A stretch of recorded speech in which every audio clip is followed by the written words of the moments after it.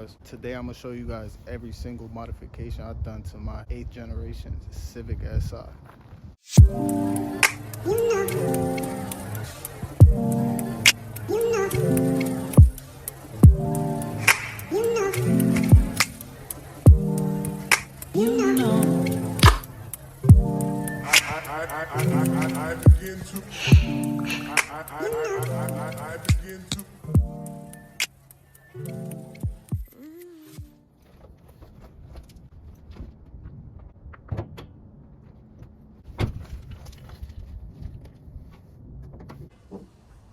Alright guys, well the car is super dirty and stuff, but that's besides the point. As soon as you open up the hood, first thing you can really notice is the PQY Fuel rail. Got it off eBay for a very reasonable price. Works perfectly fine. Notice the car has complete Hasport solid mounts. Right down there as well. Every mount is Hasport, is completely solid. I'm gonna be honest with you guys. Hasport Mounts is an amazing investment, guys. Car shift's amazing now. You know what I mean? A lot of things about it overall changed, and it's all because of the motor mounts. And then if you come right here, you'll see the car has the Skunk 2 3.5-inch cold air intake. Comes all the way down to the bumper right there. And if you come over here, you notice the car has the P2R throttle body spacer. Down here, the car has Ktuned billet shifters at the end of the cables. Super helpful. Definitely helps you driving. Shifts way better, smoother. Now I have the Optima Yellow top. Now around back, you're not gonna see it, but I have a PLM 4-to-1 header. And right back here, I got me a little bit, a little eBay junk. You know what I mean? It's like 2 1/4, something like that.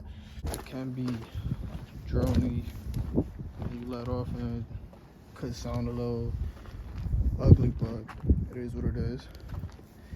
That's what I've done for exhaust system. The 4-to-1 header with the eBay junk that we're gonna upgrade in the near future. So we get to the interior, not much going on. Car's so filthy, I don't really want to show you guys too much. Looking for my key. All I really have done is the shift knob, and then right in here, I'm gonna take this plastic off. You guys can see I have a Billet short shifter adapter, and yeah, it definitely made a difference. And I did put a steering wheel. I love the OEM steering wheel though. Mine was peeling, so I went ahead and I replaced that, but you know what I mean. It was just my case. Alright guys, the coolest part about the interior has to be the KTuner. There guys, the car is tuned on KTuner. KTuner lets you choose, you know what I mean, a few gauges. Lets you flash between tunes. You can see I got my custom tune when I was on the dyno. I have my factory tune, and then the button you never want to click unless you really want to do such. But yeah guys, this is honestly a very good investment. Lets me see everything going on with the car when I'm driving. As you can see, I'm pressing the throttle, and you can see the percentage going up and down. Tells you your voltage, airflow ratio, engine temperature, the gear you're in.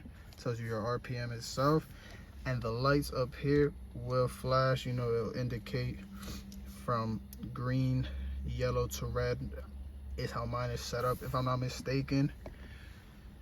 And yeah guys, that's honestly it though guys. Nothing too fancy, nothing too crazy, but the car honestly, when I first got it and I put the KTuner on, it had a short ram intake that faced to the back, and it made 197 horsepower. I haven't tuned it since because I'm currently not finished, you know what I mean. But then I also do have VMS racing wheels. tire I'm rocking, 245/40. These are 17x9s with a positive 35 offset. It looks amazing. They definitely hook. You know what I mean? Their radius. Car's super filthy, guys. Please do not mind that. With these parts itself on the 93 that I'm using on the car, that's the fuel I run, 93. With this fuel and this setup, the car should easily make up to 220 horsepower. For a 2.0, that should be fun. You know what I mean? Front wheel drive. It's pretty respectable numbers if you ask me. So yeah, guys, that's basically everything that's done to my Gen Si. You know what I mean? It's a quick short video, like I said. It's for the people that, you know what I mean, possibly just got one, have one, need ideas. I have a lot more Generation Si content. So if you like this video, go ahead, check out my other videos and smash that subscribe button, guys.